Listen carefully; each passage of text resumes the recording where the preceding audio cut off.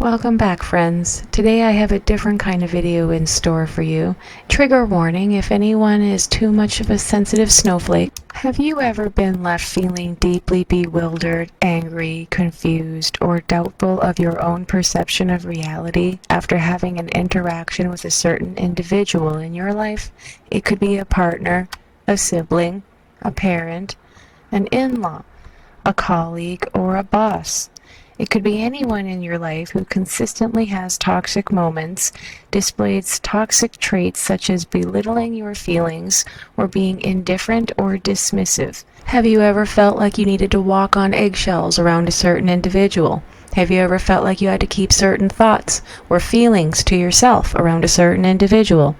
Has this certain individual ever not been able to handle any form of criticism and either lashed out at you or immediately martyred themselves in order to avoid said criticism? That is because their ego cannot handle taking any accountability. It has nothing to do with you. You find yourself hypervigilant while this person is consistently ignoring boundaries or deliberately breaking them to trigger a reaction, displaying two-faced behavior, talking nicely to your face and cruel behind your back, redirecting focus or attention to themselves, playing the victim or martyr, when all else fails, lashing out or emotional outbursts. For example, calling names, shouting insults, screaming and crying, gaslighting, rewriting the narrative, or changing history to fit their narrative, blatant dishonesty and lying. The person may seek being the center of attention. If someone else is having a moment, whether positive or negative, they may seek to shift focus onto themselves. Another possibility, they may enjoy your downfalls in life and seek to relish in those moments rather than to support or uplift or problem solve. And when you are doing well, they may resent that and out of pure jealousy or envy seek to bring you back down to where you belong in their opinion. They do not like to be outshined, nor can they handle taking any responsibility for their actions or behaviors. It is always the result of someone else's doing. They are always the innocent. You could have a perfectly valid feeling, thought, or boundary, and they may attack you, yell, scream, cry, shout obscenities, and call names. Behavior not unlike that of a toddler having a tantrum, which can be quite frightening and cringy to see happening with a grown adult. They may threaten violence because their ego suggests to them that they are almighty and no one could ever stop them.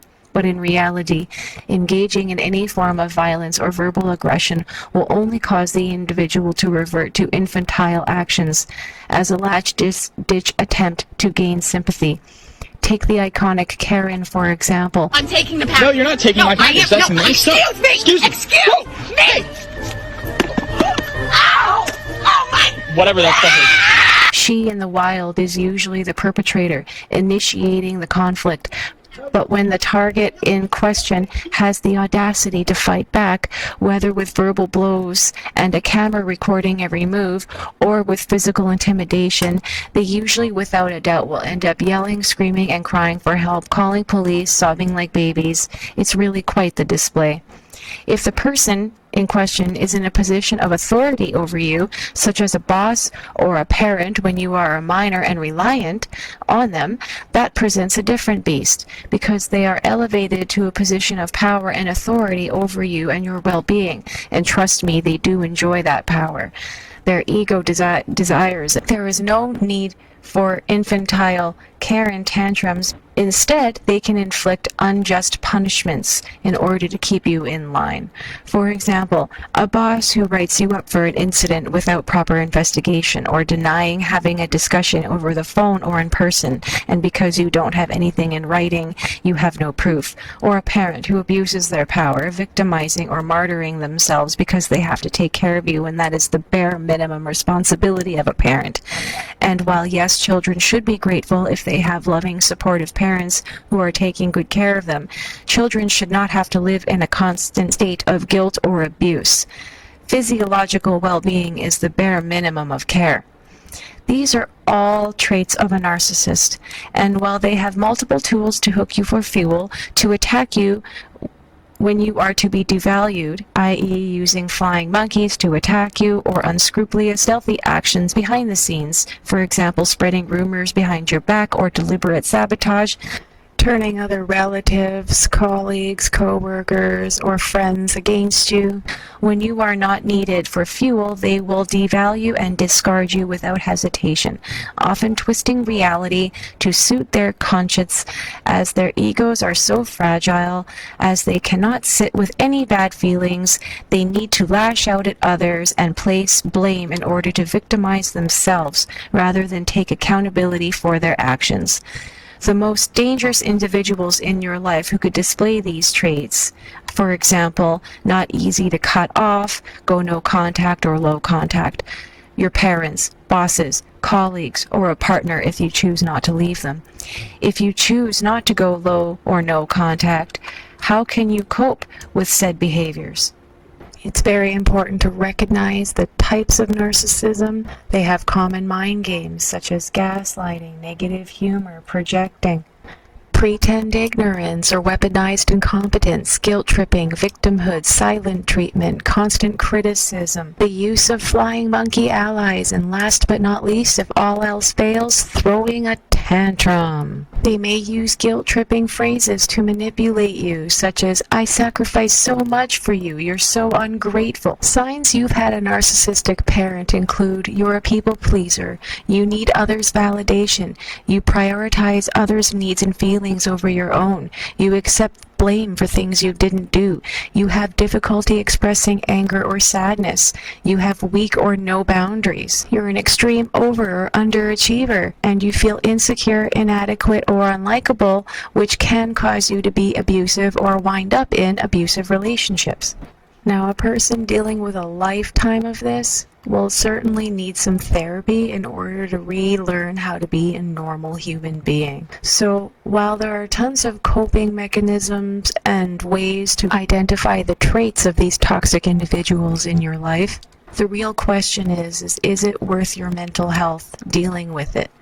And is it worth having said job with said narcissistic boss? And is it worth having said parent in your life? Food for thought.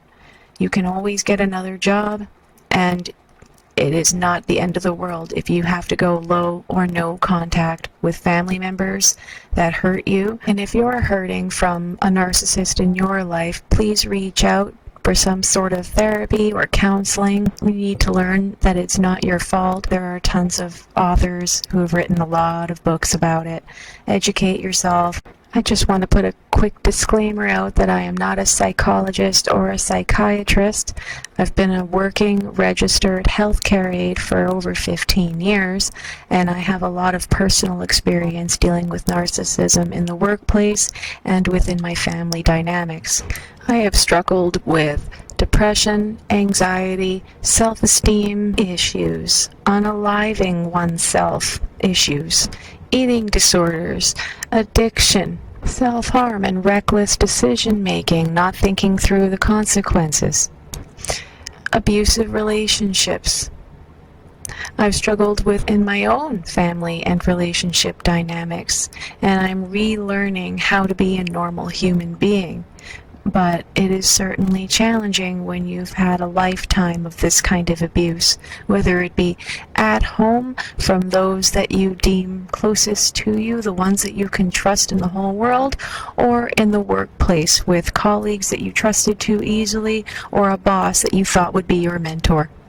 Being a people pleaser, being too trusting, resulting in the consequences of constantly being let down, betrayed, or backstabbed, then gaslit that it was your fault to begin with, and having the reality rewritten. One ends up becoming very jaded and untrusting later on in life. So don't do that. Become aware of the signs, become aware of the traits, educate yourself, and heal. Don't let the cycle of narcissistic abuse repeat through the generation. Break it for the betterment of yourself and your offspring. If you enjoyed this video or found it at all helpful or educational, please let me know by leaving me a like or a comment down below. Let me know what you think, or if you've had any similar experiences that you'd like to share. Thank you so much. Have a good day.